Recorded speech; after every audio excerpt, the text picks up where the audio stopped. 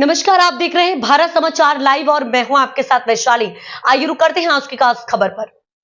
प्राप्त जानकारी के अनुसार जशोबेन डाबोर एक विधवा है। उनके पति की कोरोना काल में मृत्यु हो गई थी। इस महिला के पति शंकर भाई 1985 से वन भूमि कानून के स्वामित्व वाली भूमि पर खेती कर रहे हैं। सरकारी रिकॉर्ड भी सबूतों की बात करते हैं। उनकी लिखित शिकायतों के बावजूद संबंधित अधिकारियों ने पिछले 15 वर्षों से उसके घर के सरपंच होने के बावजूद सरकारी अस्पताल बनाने के लिए पात्र नहीं रखा। ये तानाशाह लंबे समय से सरकारी अस्पताल बनाने के झूठे प्रस्ताव और कागजात बनाकर महिला को परेशान कर रहे हैं।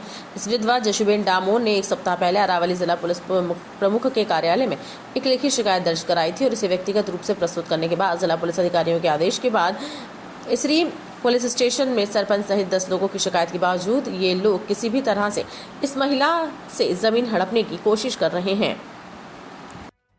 दामोद जसुबेन शंकरभाई હું વિધવા औरत છું। જામગઢ ગામની વતની છું। આ વિધવા औरत છું। આજ રોજ તારીખ 29/8/2025ના રોજ ગ્રામ પંચાયતમાં ગ્રામ સભા કરવામાં આવી। તેમજ ડીડીઓ સાહેબ अन्य अधिकारीઓ આરોગ્ય ખાતાના તમામ अधिकारीઓ હાજર હતા। તેમાં 20 મુદ્દાઓની ચર્ચા કરવામાં આવી। એમાં જે મારી વિખવાદવાળી જમીનો પણ ચર્ચા કરવામાં આવી। એમાં બધા અધિકારીઓ મારી રજૂઆત સાંભળી અને એમને મને સંતોષકારક જવાબ આપ્યો। એમનાથી હું બહુ સંતોષ છું। અને આ જે તે સરપંચ ભાવેશભાઈ જીતેન્દ્રભાઈ છે એ ગામ લોકોને ગેરમાર્ગે દોરી અને ખોટા ઠરાવો કરે અને ઠરાવો કરીને ખોટી સહીઓ લે।